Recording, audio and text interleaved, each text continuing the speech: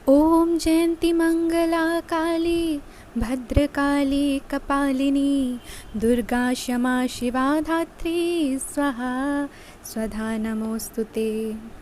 सर्वमङ्गलमाङ्गल्ये शिवे सर्वार्थसाधिके शरण्ये त्र्यम्बके गौरी नारायणी नमोऽस्तु ते। जय हनुमान दोस्तों, हम बात करने वाले हैं एस अक्षर से शुरू होने वाले नाम के जातकों का 2022 से लेकर 2027 कैसा रहने वाला है।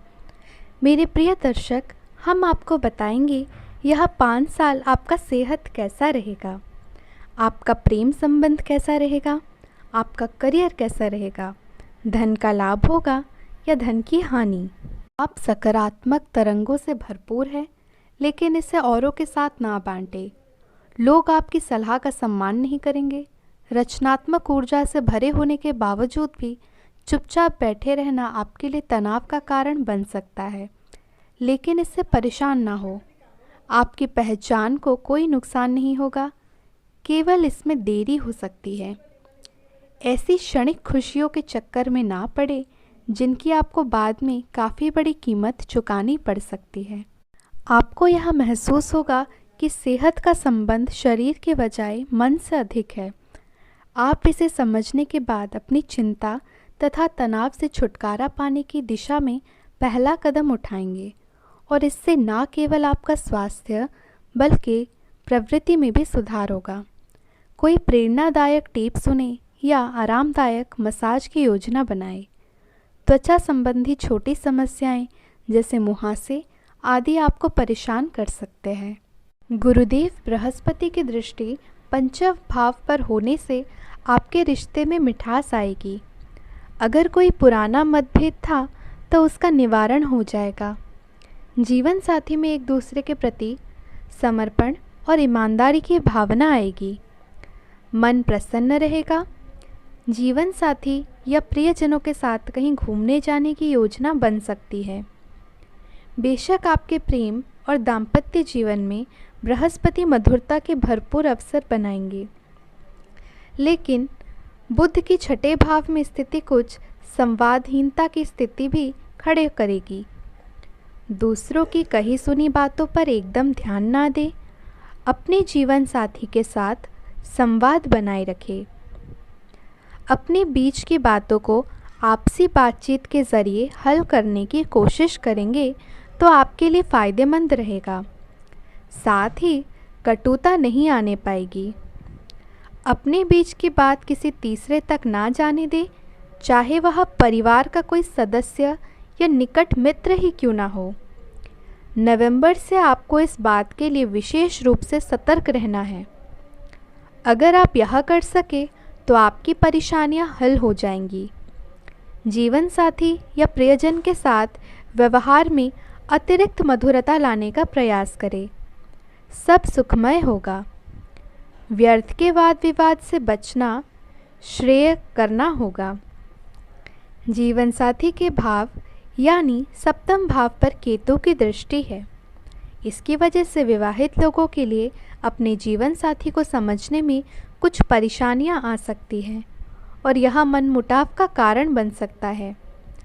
इसलिए एक दूसरे को समझने का प्रयास करें, बातचीत करें। सूर्य का गोचर भी सप्तम भाव में होगा। इससे जीवन साथी के स्वास्थ्य में अहम या उत्तेजना की भावना बढ़ सकती है। स्वभाव में थोड़ी आक्रामकता आ सकती है, इसलिए समझने की ज़रूरत है।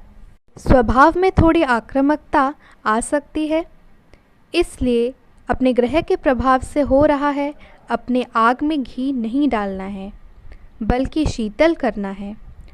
बुध गोचरवश सप्तम भाव में आ जाएंगे, इसलिए उसके बाद सब कुछ आपकी वृद्धि और आपके संवाद कौशल पर निर्भर करेगा।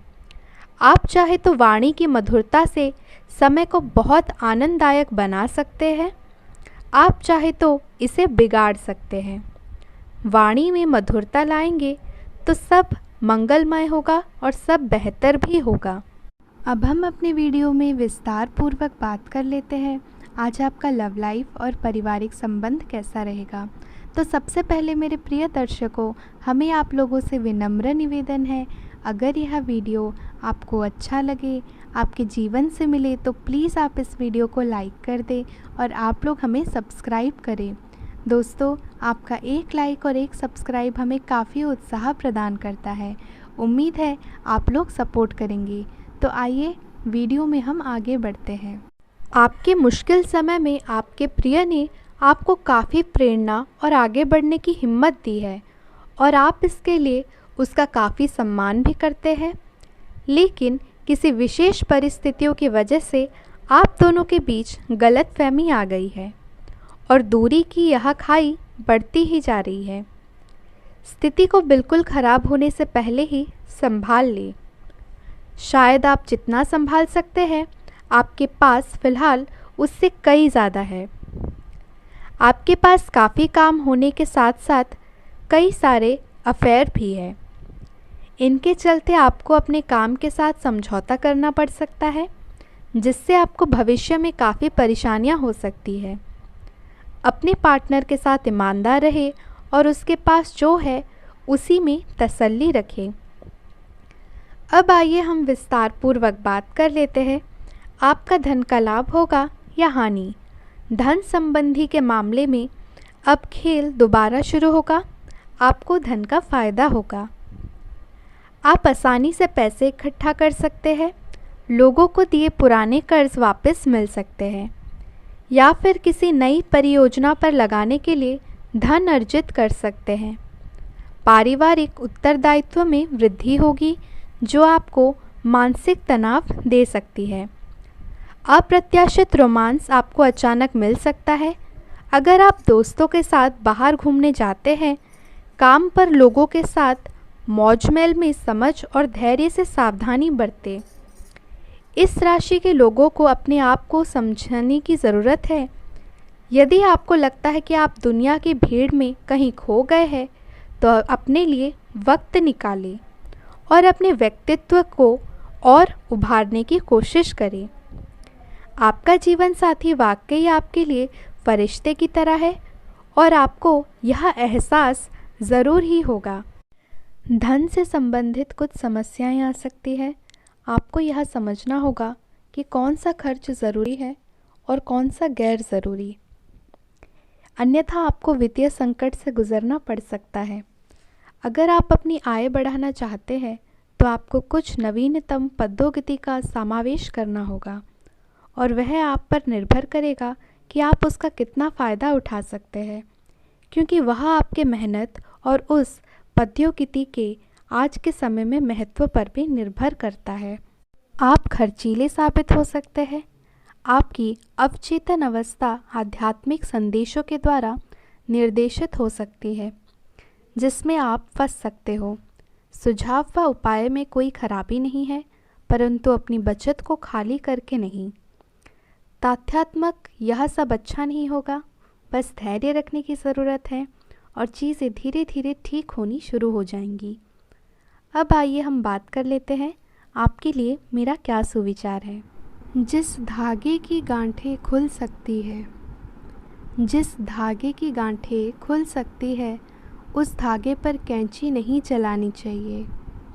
जिस धागे की गांठें खुल सकती है, उस धागे पर कैंची नहीं चलानी चाहिए। किसी की कोई बात बुरी लगे तो दो तरह से सोचे। किसी की बात बुरी लगे तो दो तरह से सोचे। यदि व्यक्ति महत्वपूर्ण है तो बात भूल जाए, और बात महत्वपूर्ण है तो व्यक्ति को भूल जाए। ध्यान से सुनिए, दो बातें हमेशा सोचे। अगर कोई बात बुरी लगे, यदि व्यक्ति महत्वपूर्ण है तो बात को भूल जाए, और बात महत्वपूर्ण है तो व्यक्ति को भूल जाए। सफलता हमेशा अच्छे विचारों से आती है। सफलता हमेशा अच्छे विचारों से आती है, और अच्छे विचार आप जैसे अच्छे लोगों के संपर्क से आते हैं। सफलता हमेशा अच्छे विचारों से आती है, और अच्छे विचार अच्छे लोगों के संपर्क में आने से आते हैं। जहाँ सूर्य की किरण हो, जहाँ सूर्य की किरण हो, वहीं प्रकाश होता है। जहाँ माँ बाप का सम्मान हो वहीं भाव पार होता है। जहाँ संतों की वाणी हो वहीं उद्धार होता है, और जहाँ प्रेम की भाषा हो वहीं परिवार होता है। जहाँ प्रेम की भाषा हो वहीं परिवार होता है। मेरे प्रिय दर्शक, उम्मीद है आपको यह वीडियो काफ़ी पसंद आया होगा। अगर यह वीडियो पसंद आए तो आप इस वीडियो को लाइक करें और आप लोग हमें सब्सक्राइब अवश्य करें। हम मिलते हैं आपसे फिर अगले वीडियो में। तब तक के लिए जय श्री राम, जय हनुमान। आपका यह पूरा दिन शुभ हो और काफ़ी मंगलमय हो, हम भगवान से प्रार्थना करते हैं।